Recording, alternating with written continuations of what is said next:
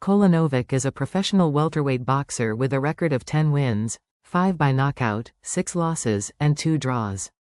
He is a native of Montenegro, formerly part of Yugoslavia, and is of Albanian descent. In 1993, at the age of 14, he came to America alone, filled with the hopes of every immigrant, to live the American dream.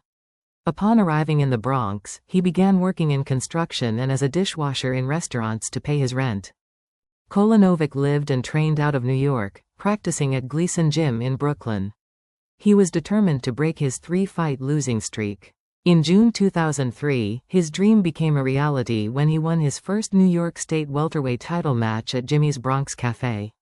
The event was promoted by local promoter Sal Musumeci, who Kolenovic approached for a promotional contract, having noticed that he won whenever he fought for Musumeci. New Year's Eve 2006, and after his one-round knockout over Ronnie Glover, he had arrangement to meet his uncle for drinks at the Moonlight Restaurant and Bar where he would enjoy time celebrating the new year with family and friends. Another group of Europeans started arguing about which Albanian surname was of stronger, tougher families as the fight was spilled outside where Kemal was waiting for his uncle.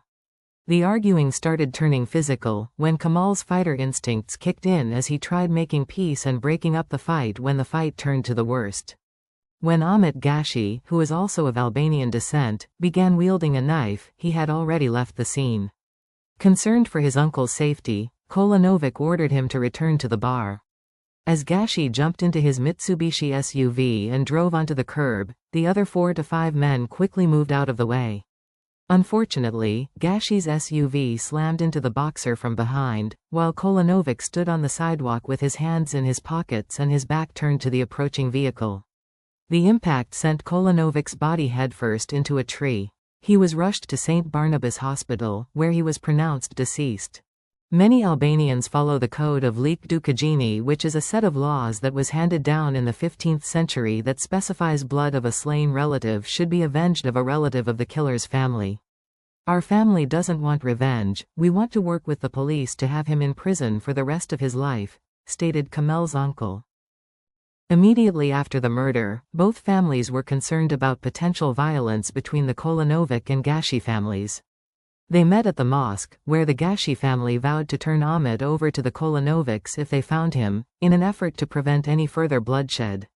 It has been reported that some members of the Gashi family have since left the Bronx.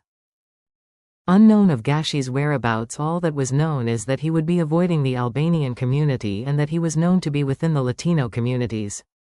Nearly 18 years later, Ahmet Gashi was finally identified as being back in the Balkan country, and this was all that the Bronx District Attorney needed to issue an international, red notice, warrant, which was the request for law enforcement to temporarily detain the suspect until extradited.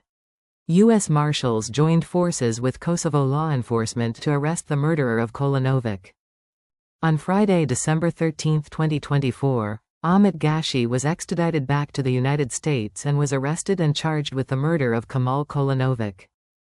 In this heart-wrenching moment, my thoughts are with the victim and their family, and I truly hope that justice is served. The loss of a loved one in such tragic circumstances creates a deep wound that no one can fully understand. It's so important that we seek accountability for this crime, not only to honor the life that was taken but also to offer some semblance of peace to the grieving family.